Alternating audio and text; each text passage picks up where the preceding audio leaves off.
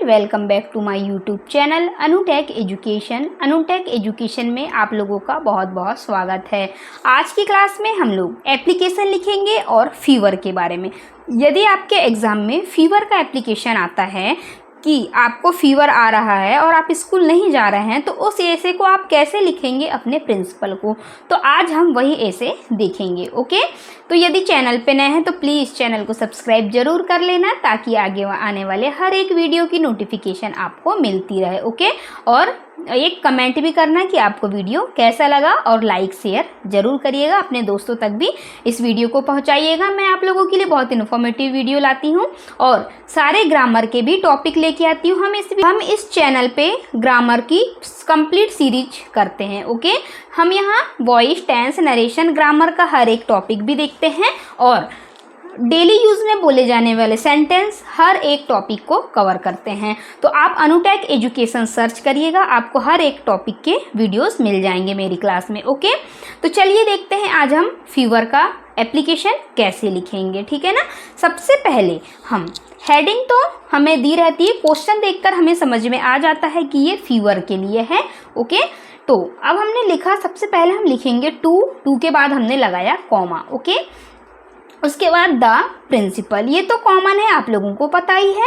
और government high school, ठीक है, हायर सेकेंडरी स्कूल, तो आप इसे शॉर्ट में भी लिख सकते हैं, ऐसी कोई दिक्कत नहीं। यदि आपको गवर्नमेंट की स्पेलिंग नहीं भी आ रही है तो आप इसे शॉर्ट में लिख सकते हैं। ओके, GOVT लिख सकते हैं। आपका स्कूल कहाँ है, यदि भोपाल में है तो भोपाल, ग्वालियर, जबलपुर, मुरैना, कहीं भी लिख सकते हैं आप, और किस राज्य में है वो हमें लिखना पड़ेगा। ओके, अब हम इसके बाद एक लाइन छोड़ेंगे और आगे देखते हैं। अब सब्जेक्ट लिखा हमने, सब्जेक्ट के बाद एन एप्लीकेशन फॉर फीवर, हमें बुखार आया है इसीलिए हम यहाँ पे एप्लीकेशन लिख रहे हैं। तो हम जिस भी चीज़ के बारे में एप्लीकेशन लिखेंगे वो चीज़ सब्जेक्ट में आती है। ओके, यदि आप बुक बैंक के बारे में लिख रहे हैं तो सब्जेक्ट में बुक बैंक आ जाएगा, subject and application for book bank.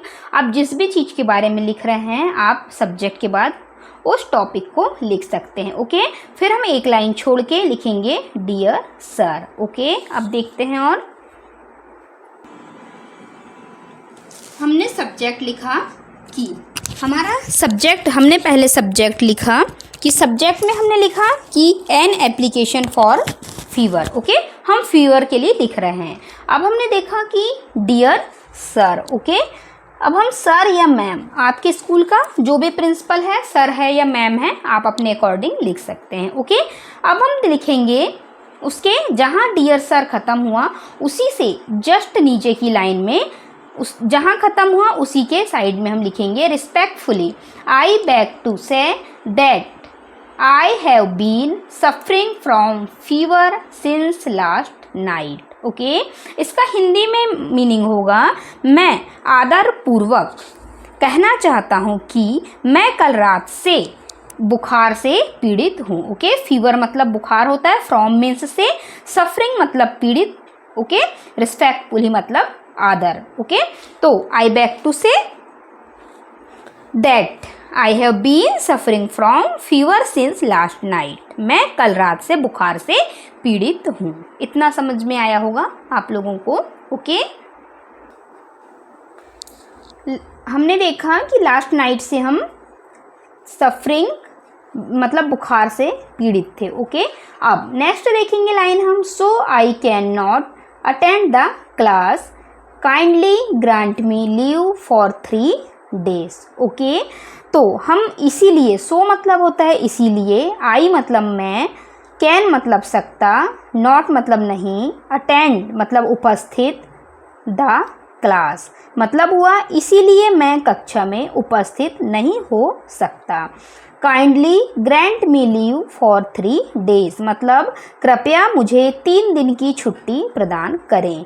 आप लिख भी सकते हैं कितने तारीख से कितने तारीख तक आपको छुट्टी चाहिए। अगर नहीं लिखना है तो कोई दिक्कत नहीं है, यदि आपको लिखना है तो आप अपने अकॉर्डिंग यहाँ पे कोई भी डेट लिख सकते हैं 3 days की। ओके,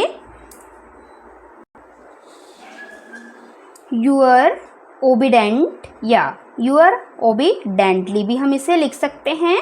ओके, आपका आज्ञाकारी। हम नेम लिखेंगे क्लास और डेट। आप अपने अकॉर्डिंग अपना नाम, क्लास और डेट लिख सकते हैं। ओके, तो आई होप आपको आज की क्लास पसंद आई होगी।